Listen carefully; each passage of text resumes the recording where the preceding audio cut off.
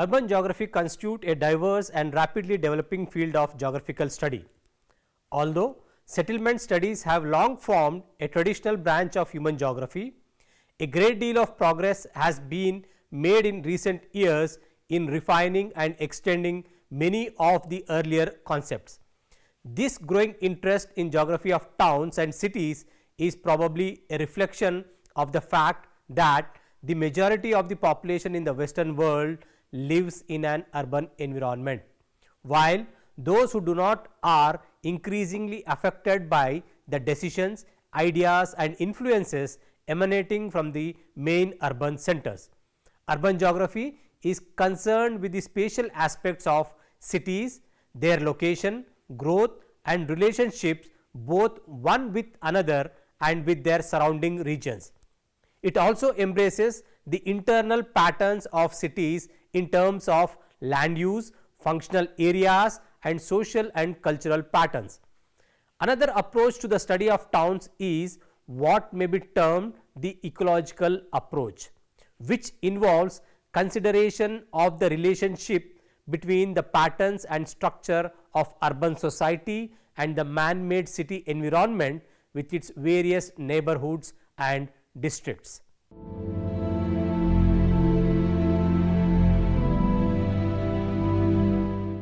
On completion of this module, you would be able to understand what is a town and also understand the origin of the cities. So, coming to what is a town. Before examining some of the main fields of study in urban geography, we must pose the seemingly naive question, what is a town? In fact, the town defines simple definition. Is it a physical conglomeration of street and houses, or is it a center of exchange and commerce, or is it a kind of a society or even a frame of mind? Has it a certain size, a specific density? The difficulties in definition are countless, and there is very little unanimity. It seems to be all things to all men. A variety of criteria is employed to define towns and cities for census purposes. We typically think of cities as being densely, but only a very small number of countries take into account population density in their definition. For example, in India, a town is officially defined as having a population over 5,000 and a density of over 400 persons per square kilometer, as well having over 75% of its adult population engaged in non-agriculture work. It is generally agreed that one of the distinguishing features of towns is that they are not primarily concerned with agriculture and food production.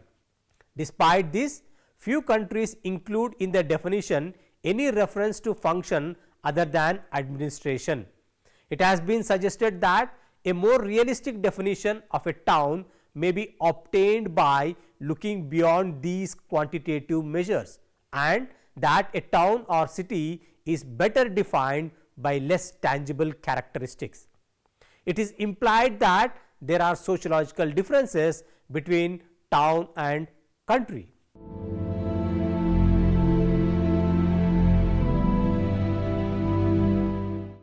The motivation and processes involved in the establishment of the very first towns are largely a matter of speculation.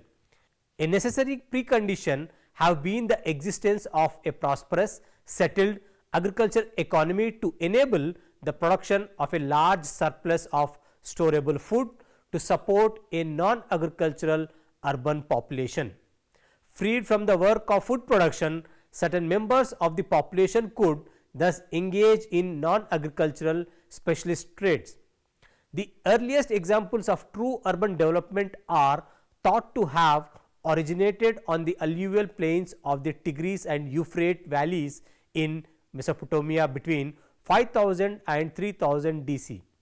Various technological advances such as the invention of the wheeled cart, ox-drawn plough, sailing boat, systems of canal irrigation and the development of the arts of metallurgy all encouraged and made possible various changes in economic and social organization.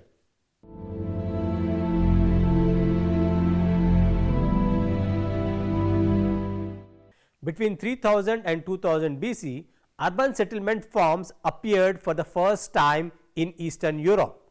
Various specialist crafts developed in these small urban centers and trade flourished in the Eastern Mediterranean region. During the 8th and 7th centuries BC, the Greek city states which had evolved on a Greek mainland extended their trading activities into the Western Mediterranean and founded a number of colonial settlements, notably at 𝗂𝗽, Cyprus and Marseille. By 500 BC, urban settlements were to be found from the Atlantic coast of Spain to the Ganges Valley in India. At about this time, further technical advances took place, including improved ships, implements and weapons, and the introduction of coinage to facilitate trading.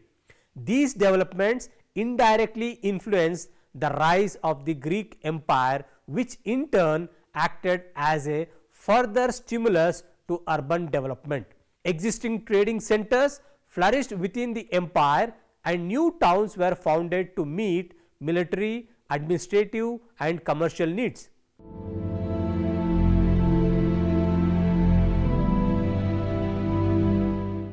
Nevertheless, revival of urban life in Europe took place only very slowly. Not until the 11th century was there a significant expansion in trade and industry.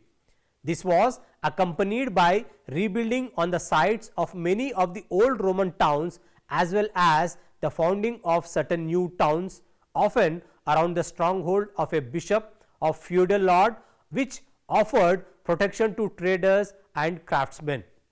By about 1400, the lands of Western, Southern and Central Europe, which were favorable for settlement, supported a large number of small urban settlements.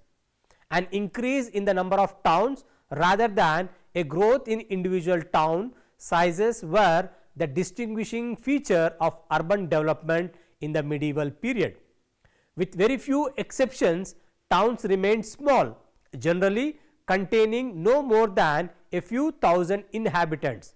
The growth of medieval towns was restricted by problems of disease, sanitation, water supply and fire risk, but above all by the limits placed on the movement of food into the town from the surrounding area by means of simple and often inadequate forms of transport.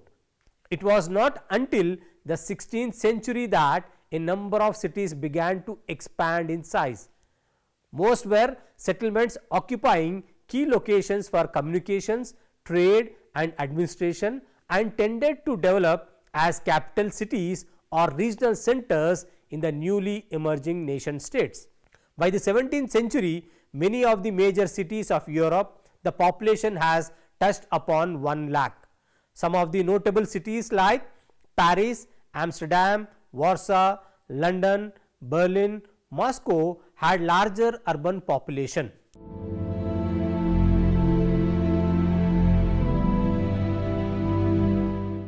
The technical and economic changes which began with the Industrial Revolution has proved to be the most potent force affecting the development of the whole history of urbanization.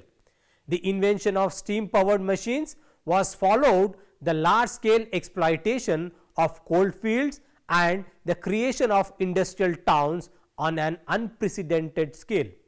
At the same time, the improvements taking place in agriculture created an increased food surplus to support the growing urban population, and later in the 19th century, mechanization also made many agricultural workers redundant and encouraged them to see work in the new industrial centers. Improvements in transport, better roads, new canals and the development of the railways encouraged this mobility of population and also facilitated the movement of foodstuffs and industrial raw materials into the cities and allowed their products to be distributed to larger and more distant markets. Thus, industrialization and urbanization proceeded hand in hand throughout the 19th century. In Britain, industry was grafted onto long established towns, but on the coal fields, new industrial towns grew up with factories and workshops adjacent to endless streets of identical working class housing built to the minimum standards of late 19th century bylaws. Another outcome of technological change has to increase the limits placed upon the size of individual towns. Improvements in internal transport by suburban and underground railway systems, by the introduction of tram and bus services, and later by the widespread use of the private motor car have enabled people to live at progressively greater distances from their place of work.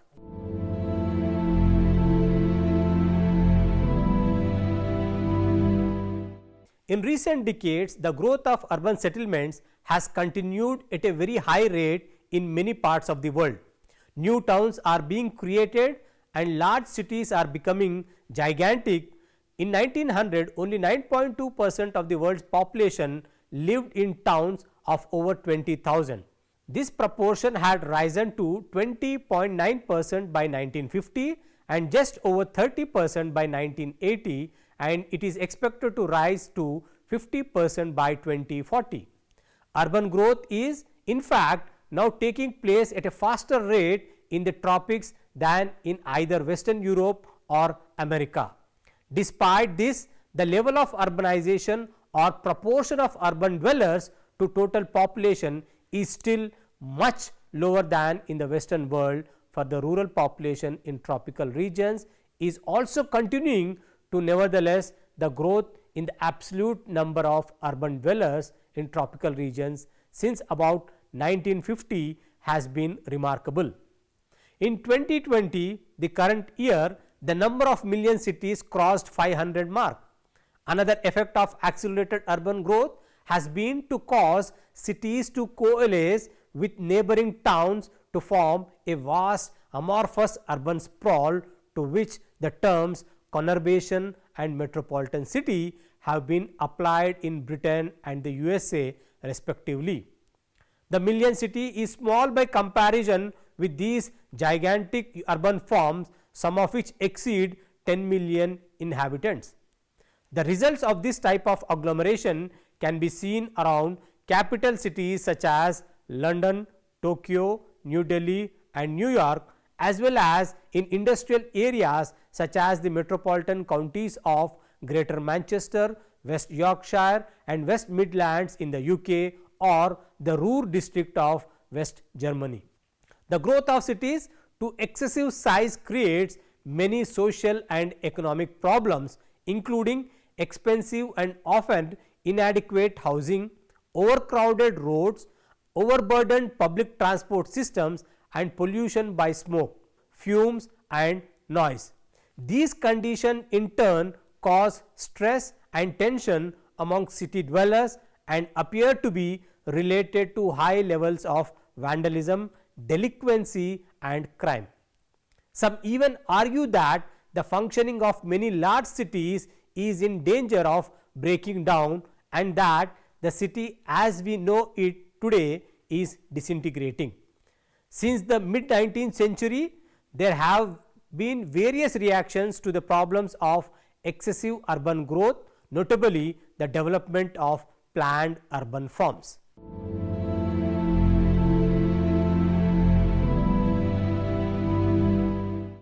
The Western city has been the subject of intensive study and investigation. Because its growth has been largely related to the impact of industrialization, it is frequently referred to as the industrial city. By contrast, the study of towns and cities in Africa, Asia and Latin America has been largely neglected. According to 𝗧𝗧, society develops in three stages from the self-sufficient, pre-literate folk society have no urban settlement forms to the traditional agrarian society with limited technology and pre-industrial urban forms, and finally to the industrial, highly urbanized form of society. The pre-industrial city thus represents a stage is the evolution of the Western city. The pre-industrial city is a permanent settlement generally characterized by a very compact, high density arrangement of buildings which lacks any order or plan. Houses, workplaces, shops and other land uses are intermixed in an almost random manner. There is a general uniformity in the height and size of buildings which is broken only very occasionally by large institutional buildings such as a palace or religious center. An enclosing wall or ditch may serve the needs of defense. The main function of such settlement is the trading and exchange of goods, which is conducted from a marketplace near the town center. Manufacturing is limited to craft industries scattered throughout the town. However, in many instances, Western influences are making themselves felt, and in many parts of the developing world, the pre-industrial city is in a process of rapid change. Business sectors with offices and shops are being added to the traditional urban fabric, and modern roads are being developed to accommodate the newly motor car. In extreme cases such as Delhi, Lahore and Ibadan, a Western style city has been grafted onto a pre-industrial city, and two distinct urban cultures exist side by side. Another product of the accelerating urbanization process in the developing world is the shanty town. This is a district of temporary squatter dwellings fashioned out of scrap materials, generally overcrowded, lacking in amenities and characterized by a high incidence of disease, extreme poverty and exceptionally high mortality rates. The shanty town is a familiar and depressing feature of many cities in Latin America, Southeast Asia and Southern Africa. Whereas, in the Western city, slums are generally the product of age and decay. In the pre-industrial city, the shanty town is of recent origin and is the result of top rapid growth and a failure to provide adequate accommodation for those migrating to the growing urban centers.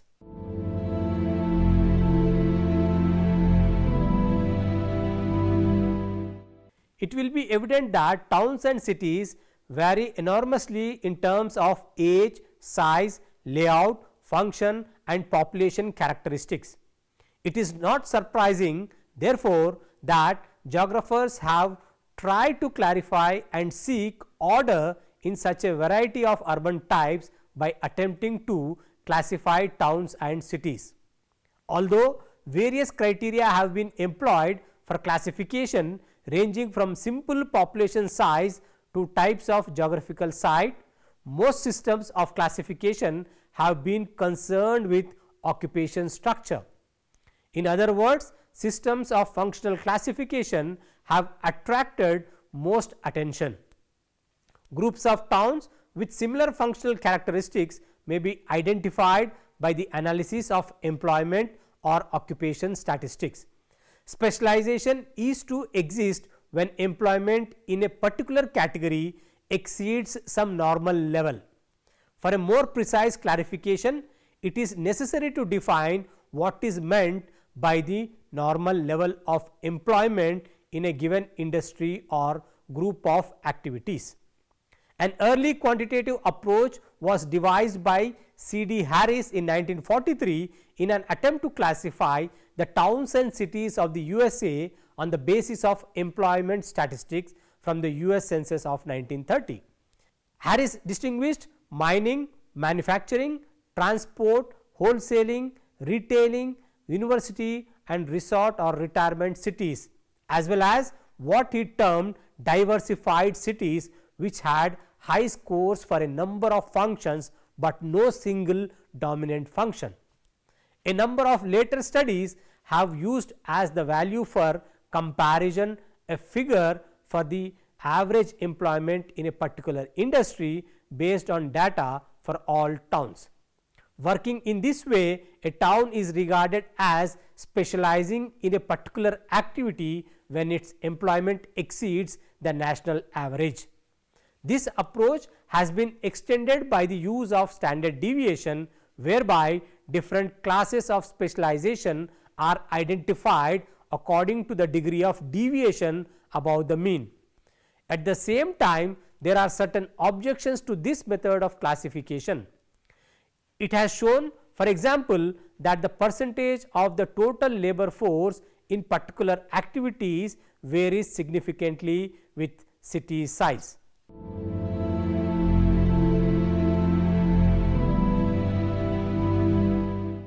The development of urban settlement forms requires a complex support system of transportation and external food supply. These conditions were first met in the Middle East, which may be regarded as the birthplace of urban civilization. The urban way of life spread from there to other parts of the world, but nowhere was it more widely adopted than in Europe. The Industrial Revolution extended the foundations for urban growth and initiated a period of dramatic urbanization in the Western world. As a consequence, many cities have grown to excessive size, creating persistent social and economic problems. During the present century, solutions to these problems have been sought in new planned urban forms.